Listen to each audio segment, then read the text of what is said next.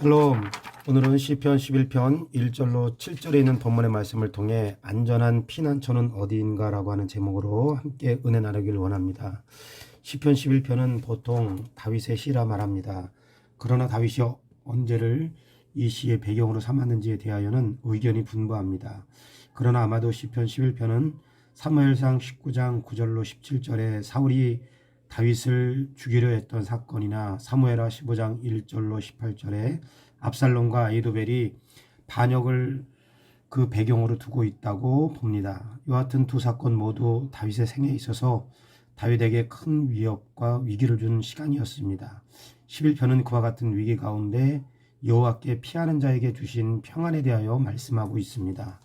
지금 이 시편 11편의 배경이 사울의 위협을 피하여 도망하는 사무엘상 19장이든 아니면 압살롬과 아히도벨의 반역으로 인하여 위기에 처해 있던 사무엘하 15장이든 다윗이 위기에 처해 있을 때 현실은 생명의 위협을 받는 현실이었지만 다윗은 어떠했는가? 1절 말씀에 내가 여호와께 피하거늘 하나님께 피하겠다고 그랬습니다.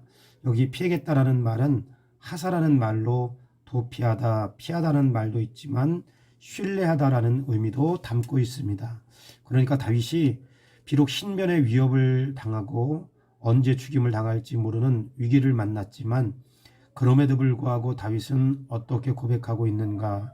하나님께 피하고 하나님을 신뢰하겠다고 고백했습니다. 한마디로 하나님에 대한 확신이 있었습니다. 시편 7편 1절 말씀에도 여호와 내 하나님이여 주께 피하오니 나를 쫓는 모든 자에게서 나를 구하여 건지소서. 시편 9편 10절 말씀에도 여호와여 주의 이름을 아는 자는 주를 의지하오리니 이는 주를 찾는 자를 버리지 아니하심이니이다. 시편 16편 1절 말씀에도 하나님이여 나를 보호하소서 내가 주께 피하나이다. 다윗은 하나님을 신뢰하며 하나님의 도우심을 구했습니다.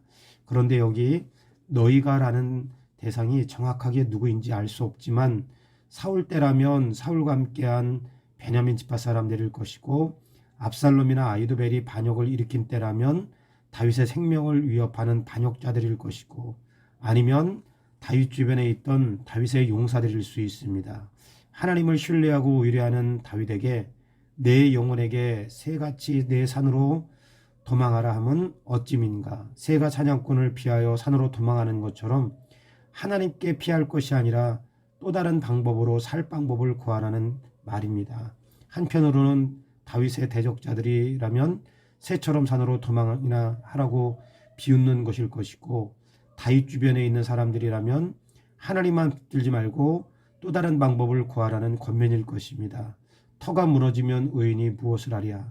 여기 터는 쏴트라는 말로 기강, 규율이라는 말입니다. 이 말은 법과 질서가 다 무너지면 시대의 의인이 무슨 소용이 있겠느냐 말입니다.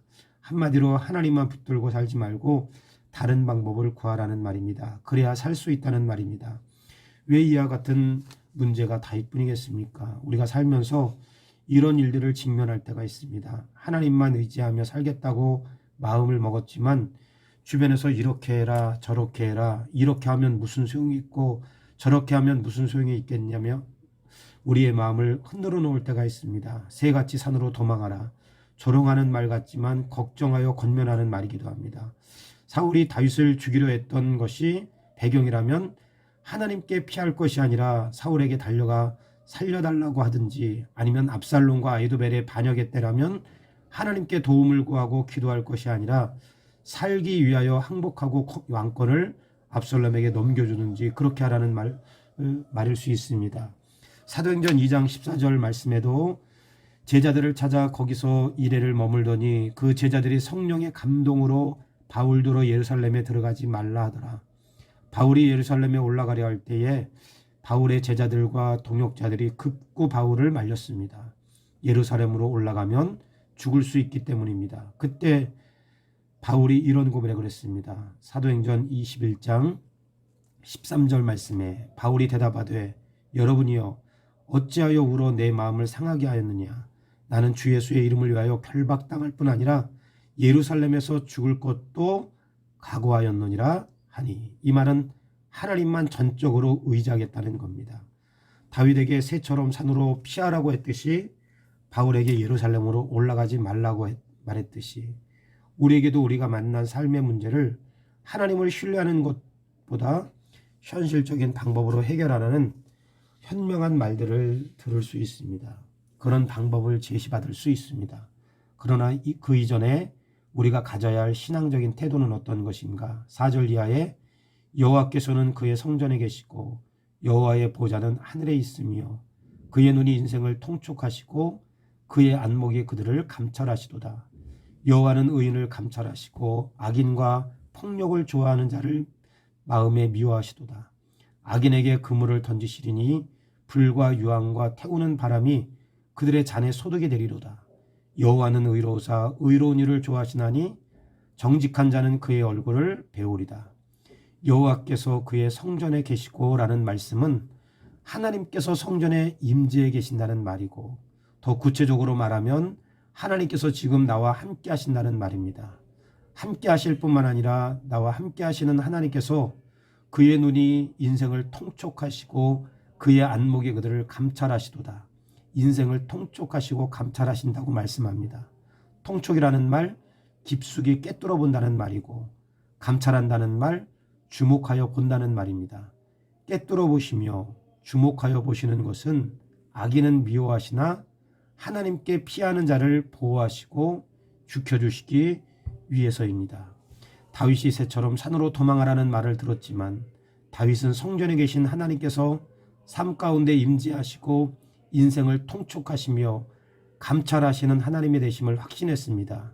이 확신이 위협과 위기 가운데서 삶을 흔들지 않도록 했습니다. 바울 사도행전 21장 13절 말씀처럼 바울이 대답하되 여러분이 어찌하여 울어 내 마음을 상하게 하였느냐. 나는 주 예수의 이름을 위하여 결박당할 뿐 아니라 예루살렘에서 죽을 것도 각오하였노라 하니 하나님에 대한 신뢰 또 확신이 있었습니다. 그러므로 오늘 하루 우리가 하나님을 신뢰하며 살 때 그 믿음을 신앙을 흔들어 놓을 만한 여러 말을 들을 수 있습니다.